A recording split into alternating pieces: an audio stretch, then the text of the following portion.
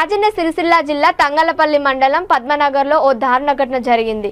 భార్యాభర్తలు గొడవ జరగడంతో భర్త ఆవేశంలో భార్య రాజేశ్వరిపై ఇంటిపై కిరోసిన్ పోసి నిప్పండించాడు. ఈ ఘటనలో దంపతులిద్దరూ స్వల్ప గాయాల పాలయ్యారు.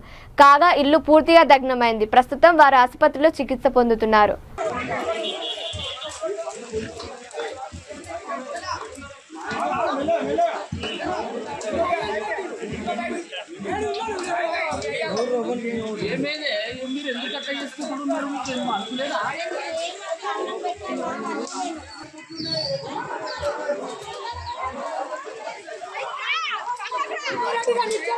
మీరు లేబూరు అనగాలి, మీరు లేరు ఇటు రారి అనగాలి, బయటకు రారు మీరు అంతా. వాళ్ళు ఏమన్నా ఇచ్చిపెట్టరు.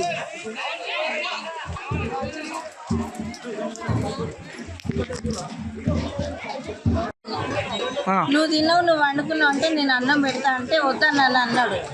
అని అంటే నేను తింటా అనేసి తిన్నాడు. ఇక నువ్వు నా జీవితం పాడు చేసినావు అది అని నన్నంటే నేను కూడా అన్నా. అంతే, ఈ కిరోసిన్ తీసుకొని వచ్చిండు, మొత్తం పోసిండు, ఇగో నా మీదంతా పోసిండు. నేను ఎందుకు సిలిండర్ల గురించి బయటకు వచ్చిన కానీ అప్పటికే మొత్తం పేలిపోతుంది.